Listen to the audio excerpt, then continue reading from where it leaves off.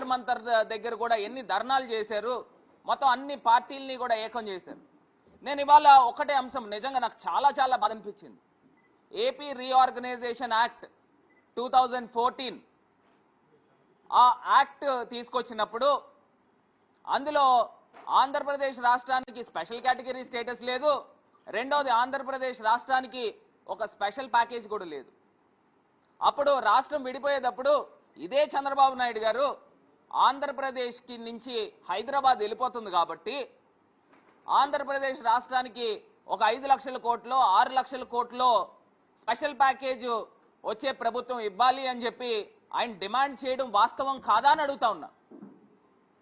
మరి ఇవాళ అదే చట్టాన్ని సవరణ చేసినప్పుడు మరి ఈ కేంద్ర ప్రభుత్వం నిలబడింది ఆంధ్రప్రదేశ్ రాష్ట్ర ప్రజల యొక్క మద్దతుతో కదా.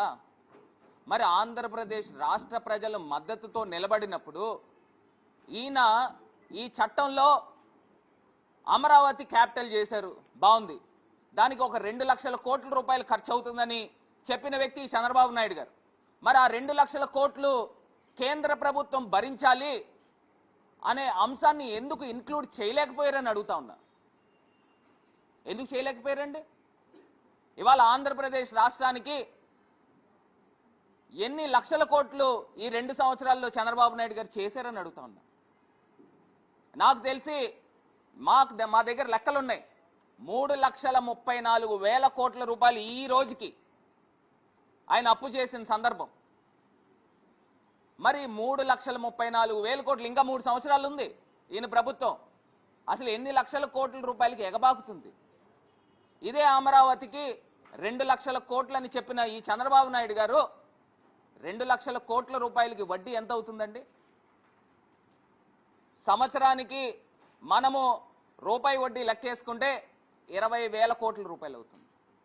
మరి 20,000 కోట్ల రూపాయలు ఎవరు కడతారని అడుగుతా ఉన్నా. ఆంధ్రప్రదేశ్ రాష్ట్రానికి గ్రోత్ ఇంజన్ ఏది అని అడుగుతా ఉన్నా. హైదరాబాద్ లేదు ఆంధ్రప్రదేశ్కి రెవెన్యూ జనరేట్ చేసేది. మరి అమరావతి ప్రాంతాన్ని మీరు క్యాపిటల్ కిందనే ఎంచుకున్నారు. మరి అమరావతి క్యాపిటల్కి ఉన్న చాము చరిష్మా ఎక్కడది అని అడుగుతా ఉన్నా. ఎక్కడి నుంచి డబ్బులు జనరేట్ అవుతాయని అడుగుతా ఉన్నా.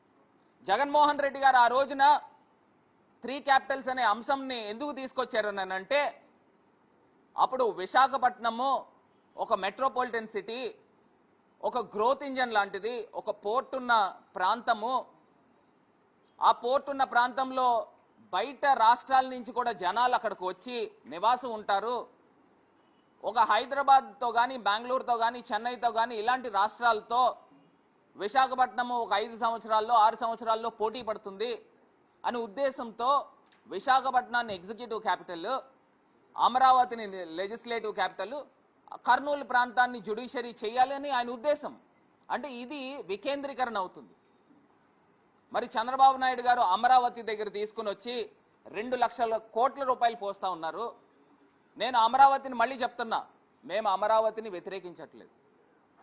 కాకపోతే నిజంగా అమరావతి రైతులు నిజంగా దేవుళ్ళు. ఎందుచేతనంటే 33,000 ఎకరాలు ఒక్క పిలుపుతో జగన్మోహన్ రెడ్డి చంద్రబాబు నాయుడు గారు ఇచ్చిన పిలుపుతో ఆయన్ని నమ్మి హైదరాబాద్ని నిర్మాణం చేశారని ఆయన డబ్బాలు కొట్టుకుంటాడు కదా. ప్రజలు నిజంగా నమ్మారు. అమరావతి రైతులు 29,000 రైతులు 33,000 ఎకరాలు భూమిని ఇచ్చారు. మరి ఇదే చంద్రబాబు నాయుడు గారు 5 సంవత్సరాల ప్రభుత్వంలో అమరావతి రైతులకి చేసిన న్యాయం ఏంటి అని అడుగుతా ఉన్నా. న్యాయం ఏంటి అని అడుగుతా ఉన్నా. ఇప్పుడు మేము లేము, 2014 నుంచి 19 దాకా మీరే ఉన్నారు. అమరావతి రైతులకు చేసిన న్యాయం ఏంటి? జగన్మోహన్ రెడ్డి గారిని అమరావతికి ఆయన అన్యాయం చేస్తున్నాడని ఆయన పైన దుమ్మెత్తి పోస్తా ఉన్నారు. నేను అడుగుతా ఉన్నా, అమరావతికి రైతులకు సంబంధించి జగన్మోహన్ రెడ్డి గారు చేసిన మేలు ఏంటనేది ఇప్పుడు నేను ఒకసారి చెప్తాను. నిజంగా అమరావతి పైన జగనన్నకే గనక కక్ష ఉంటే అక్కడ లెజిస్లేటివ్ క్యాపిటల్ ఎందుకు చేస్తారు?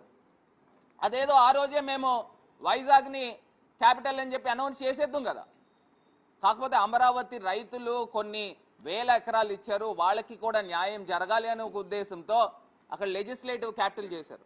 ఇదే అమరావతి రైతులకి, పేద రైతులకి పెన్షన్ కిందన చంద్రబాబు నాయుడు గారు 2,500 రూపాయలు ఇచ్చేవారు. జగనన్న ప్రభుత్వం వచ్చిన తర్వాత అమరావతి రైతులకు అన్యాయం జరగకూడదని ఆ 2,500లలో 5,000 రూపాయలు చేసిన వ్యక్తి జగనన్న. ఎక్కడ అన్యాయం చేశారండి? నేను ఇవాళ అడుగుతా ఉన్నా, మీరు గ్రోత్ ఇంజన్ అని చెప్తున్నారు, ఎక్కడ గ్రోత్ ఇంజన్ అవుతుంది? ఎలా గ్రోత్ ఇంజన్ అవుతుంది? అది ప్రజలకు చెప్పాల్సిన అవసరం ఉంది. నేను అడుగుతా ఉన్నా, నిజంగానే గనక ఒక పోర్ట్ సిటీ, ఇప్పుడు ప్రతిదీ కూడా మనం చూసుకున్నాం, అటు చెన్నై ఏమి తమిళనాడుకు మధ్యలో లేదే, అటు బాంబే ఏమి మహారాష్ట్రకి మధ్యలో లేదే, అటు కోల్కతా ఏమి వెస్ట్ బెంగాల్కి మధ్యలో లేదే, అదేవిధంగా బెంగళూరు కూడా. అదే గనక నిజంగా విశాఖపట్నమే గనక క్యాపిటల్ అయితే ఒక 5 సంవత్సరాలతో మనం కంప్లీట్ చేస్తాం. ఇప్పుడు ఎలాగా మీరు విశాఖపట్నాన్ని ఒప్పుకోవట్లేదు, సరే అది పక్కన పెట్టండి. పోనీ అదే ప్రాంతంలో జగనన్న ఏం చెప్పాడు? మచిలీపట్నము, విజయవాడ, గుంటూరు ఈ 3 కలిపి ఒక కారిడార్ కింద తీసుకుని ఒక మంచి నేషనల్ హైవే కనెక్టివిటీ ఆల్రెడీ ఉంది, అవసరమైతే దానికి చుట్టూరు రింగ్ తిప్పి ఒక పోర్ట్ కనెక్టివిటీ రోడ్డు గనక దాన్ని ప్రాపర్గా చేస్తే, ఇప్పుడు క్యాపిటల్స్ అన్నీ ఎట్లా వచ్చినాయండి? చెన్నై ఏమి ఒక రోజులో ఏమి, లేకపోతే ఒక సంవత్సరంలోనో 10 సంవత్సరాల్లోనో ఒక 50 సంవత్సరాల్లో డెవలప్ అయిన సిటీ ఏం కాదు కదా, 100 సంవత్సరాలు పట్టింది. అదే రకంగా హైదరాబాద్ 400 సంవత్సరాల చరిత్ర, బాంబే 100 సంవత్సరాల చరిత్ర, ఢిల్లీ అప్పుడు బ్రిటిష్ వాళ్ళ కాలంలో పెద్ద పెద్ద భవనాలు కట్టి ఒక అద్భుతమైన మాస్టర్ ప్లాన్ తీసుకుని వచ్చి 100 సంవత్సరాలు పట్టింది. నేను అమరావతిని నేను స్క్రాచ్ నుంచి స్టార్ట్ చేస్తానని అంటే మరి నిజంగా అమరావతి ప్రజలనే కాదు, ఆంధ్రప్రదేశ్ రాష్ట్ర ప్రజల యొక్క సెంటిమెంట్ని, ఇమోషన్ని మరి రెచ్చగొట్టి, నేను అడుగుతా ఉన్నా, రెచ్చగొట్టి అప్పు చేసి పప్పుగూడు చేస్తారా అని అడుగుతా ఉన్నా. జగన్మోహన్ రెడ్డి గారు చాలా ప్రాక్టికల్గా మాట్లాడారు. నేను ఆ ప్రెస్ మీట్ కూడా మేము చూసినప్పుడు జగనన్న అంటే నిజంగా మాకు రాజకీయాలు ప్రాపర్గా మీడియాలో తీసుకొచ్చి పంపు కొట్టడము చేత కాలేదు. ఆయన ప్రాక్టికల్గా మాట్లాడాడు. ఆ 2 లక్షల కోట్లు కనీసం ఒక 10,000 కోట్ల రూపాయలు మచిలీపట్నం, విజయవాడ, గుంటూరు మధ్యలో కనుక మనం ఇన్వెస్ట్ చేస్తే ఫ్యూచర్ బాగుంటుంది, ఇమీడియట్గా పట్టాలు ఎక్కుతుంది, ఒక 5 సంవత్సరాల్లో 10 సంవత్సరాల్లోనో హైదరాబాద్, బెంగళూరుతో పోటీ పడతాము అన్న ఒక ఉద్దేశమే కదా.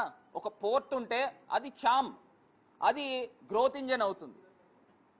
ఆ ఉద్దేశంలో మాట్లాడితే సోషల్ మీడియాలో ఇష్టం వచ్చినట్టు ఎవడుగా పడతాడు నోటుకు వచ్చిన మాటలు మాట్లాడుతున్నారు.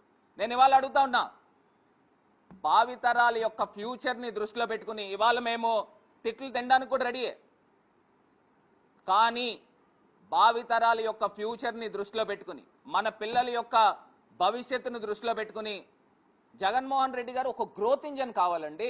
ఆయన చెప్పిన మాట ఏంటి? ఒక సిటీ డెవలప్ అవ్వాలి అని అంటే ఆల్రెడీ కొంత డెవలప్ అయిన సిటీని, మనకి ఆంధ్రప్రదేశ్లో ది బెస్ట్ సిటీ ఏంటండి? విశాఖపట్నం, తర్వాత విజయవాడ. సరే, ఏదో ఒక ప్రాంతాన్ని మీరు తీసుకుని చూస్ చేసుకుని దానికి చుట్టుపక్కల ఒక పోర్ట్ ఉంటే అది డ్రైవర్ అవుతుంది, అది డెవలప్ అవుతుంది, ఒక గ్రోత్ ఇంజన్ అంటూ ఉంటుంది. ఇక్కడ గ్రోత్ ఇంజన్ ఎవరికి ఉందో చెప్పమంటారా? అమరావతి అనే గ్రోత్ ఇంజన్ కేవలం 3కే ఉంది. ఒకటి చంద్రబాబు నాయుడు, ఇంకోటి పవన్ కళ్యాణ్, మూడోది లోకేష్. వీళ్ళు 3కి గ్రోత్ ఇంజన్ కానీ ఆంధ్రప్రదేశ్ రాష్ట్ర ప్రజలకు గ్రోత్ ఇంజన్ కాదండి. 2 లక్షల కోట్ల రూపాయలు ఒక ప్రాంతంలో మీరు పోస్తా ఉంటే మన దగ్గర ఏమన్నా మిగులు బడ్జెట్ ఉందా?